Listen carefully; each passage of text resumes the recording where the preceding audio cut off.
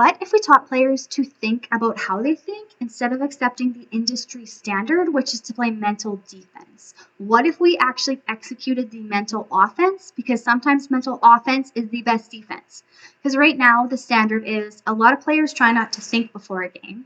They try to avoid the stress, avoid the anxiety, but they also don't have control of their mind in that aspect. Or they have this OCD borderline warm-up routine that if A to B to C doesn't happen perfectly, then they're stressed before the game and it means they won't play good. To the other side, where they kind of overthink during a game, but just based on one thought. And that one thought and that whole strategy is based on lack and fear of a mistake they made earlier that season that they can't let their team down in the same way. They think about that thought over and over again, and that's the whole baseline they play from. But if you're playing mental offense, you're finding that peak performance. You're finding that flow state within them, what's so fun. But imagine if you had a whole team executing from this mental offense.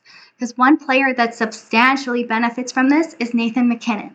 And if you look at him, and not just because he's one of the top players on Sportsnet, but if you look at his drive, his passion, and his hard work, and you watch, that's what he brings to win. That's what he brings to score.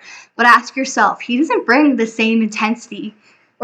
He brings the same intensity to lose, right? If you watch him when he does something wrong, because his standard's so high, that when he goes the opposite direction, he's not like, oh, I screwed up. He brings every ounce of that intensity and that force and that passion to that negativity. So you have to rein him in so much, otherwise he would be a totally different player, right?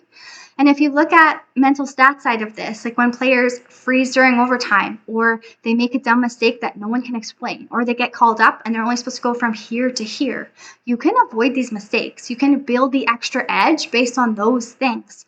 Or if you get drafted and you want to protect yourself from the worst place team that you're getting sent to, because let's face it, if you get sent there, you mentally show up like that team, then later on when you get traded, or if you have a contract year, no one wants you because you're back down here. So you need to protect yourself. Or if you keep going back up and forth. But if you want to play mental Moneyball, click the link.